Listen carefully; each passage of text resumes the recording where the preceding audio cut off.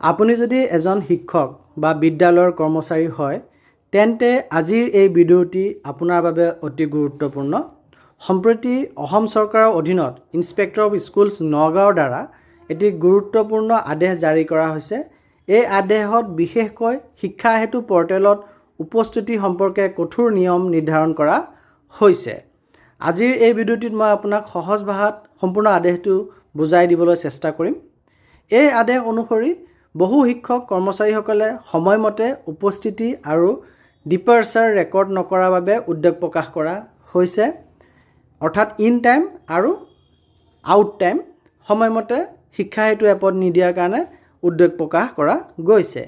এই কাৰণতে এতিয়া চৰকাৰীভাৱে কঠোৰ নিৰ্দেশনা জাৰি কৰা হৈছে। প্ৰথম আৰু অতি গুৰুত্বপূৰ্ণ নিয়মটো হৈছে সকলো শিক্ষক আৰু কৰ্মচাৰীসকলে 9 বজাৰ ভিতৰত বিদ্যালয়ত উপস্থিত হ'ব লাগিব আৰু 9:10 ভিতৰত শিক্ষা হেতু পৰ্টেলত উপস্থিতি ৰেকৰ্ড কৰিব লাগিব। তাতকৈ দেৰি হ'লে সমস্যা হ'ব পাৰে। আৰু তাৰ লগতে 2 নম্বৰত ডিপাৰ্চাৰ টাইমৰ কথা উল্লেখ কৰিছে। আৰু ইয়াতে কৈছে যে বিদ্যালয়ৰ সময় হৈছে 9 বজাৰ পৰা 3:25 শনিবাৰৰ বাহিৰে সকলোৱে 3:25 বিদ্যালয়ত উপস্থিত থাকিব লাগিব। আৰু ইয়াৰ পিছত ডিপাৰ্চাৰ সময়টো শিক্ষা হেতু পৰ্টেলত আপডেট কৰিব লাগিব।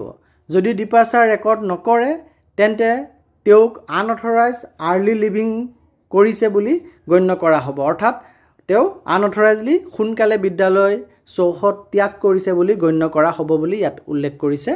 3 নম্বৰতে ইয়াতে কেজুৱেল লিভৰ কথা গুৰুত্বপূৰ্ণভাৱে উল্লেখ কৰিছে যে বহুতে ভাবে যে শিক্ষা হেতু পৰ্টেলত CL এপ্লিকেশ্যন আপলোড কৰিলে লিভ অট'মেটিকেলি এপ্ৰুভ হয় বুলি, কিন্তু এই আদেশ অনুসৰি মাত্ৰ এপ্লিকেশ্যনখন আপলোড কৰিলে লিভ এপ্ৰুভ নহয়। প্ৰিন্সিপাল বা হেডমাষ্টাৰৰ অনুমোদন দিয়াৰ পিছতহে লিভ CLটোক কেজুৱেল লিভটোক বৈধ বুলি গণ্য কৰা যাব। তাৰ লগতে নন টিচিং ষ্টাফৰ কথা উল্লেখ কৰিছে। যিসকল অনাশৈক্ষিক কৰ্মচাৰী আছে তেওঁলোকৰ কথা, যে নন টিচিং ষ্টাফ যদি অফিচিয়েল কামৰ বাবে বিদ্যালয় চৌহদৰ পৰা বাহিৰলৈ যাব লাগে তেন্তে তেখেতে আগতে প্ৰিন্সিপাল বা হেডমাষ্টাৰৰ অনুমতি ল'ব লাগিব। অনুমতি নোহোৱাকৈ বিদ্যালয় এৰি যাব নোৱাৰিব। আৰু সকলো উপস্থিতি অফিচৰ পৰা ক্ল'জলি মনিটৰ কৰা হ'ব। যদি কোনো ভুল বা নিয়ম ভংগ ধৰা পৰে তেন্তে চৌকছ ন'টিছ দিয়া হ'ব। সন্তোষজনক উত্তৰ নাপালে ডিচিপ্লিনেৰী একশ্যন লোৱা হ'ব। আৰু প্ৰিন্সিপাল আৰু হেডমাষ্টাৰসকলক কোৱা হৈছে যে কঠোৰভাৱে এই নিয়ম পালন কৰিব লাগিব। কোনো গাফিলতি হ'লে তেওঁলোকো দায়ী হ'ব। সেয়ে শিক্ষক বন্ধুসকল, শিক্ষয়িত্ৰী বান্ধৱীসকল, এই আদেশটো সকলো শিক্ষক কৰ্মচাৰীৰ বাবে অতি গুৰুত্বপূৰ্ণ। সময়মতে উপস্থিতি বিদ্যালয়ত দিব। ডিপাৰ্চাৰ টাইমো অৰ্থাৎ আউট টাইমো আপোনালোকে শিক্ষা হেতুত আপলোড কৰিব আৰু নিয়ম মানি চলিব। এইবোৰ মানিলে আপুনি কোনো সমস্যাত নপৰিব। মই আকৌ এবাৰ দোহাৰিছোঁ যে এই অৰ্ডাৰটি Mridul Kumar Nath, inspector of schools Nagaon, অৰ্থাৎ অকল নগাঁৱৰ বাবেহে প্ৰযোজ্য হ'ব। অসমৰ অন্য জিলাৰ বাবে এই অৰ্ডাৰ নহয়। মোৰ গৃহ জিলা নগাঁৱৰ এই অৰ্ডাৰ।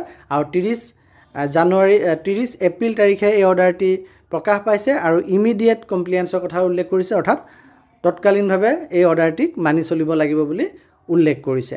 গতিকে নগাঁও জিলাৰ ফালৰ পৰা এই অৰ্ডাৰটো ওলাইছে। আৰু যিমান দূৰ জানিব পাৰিছোঁ, এইটো যিহেতু ইন্সপেক্টৰ অফ স্কুলছৰ এই আদেশ হয়, গতিকে সকলো হাইস্কুল হায়াৰ ছেকেণ্ডেৰীয়ে এই অৰ্ডাৰ সম্পূৰ্ণৰূপে মানি চলিব বাধ্যত থাকিব।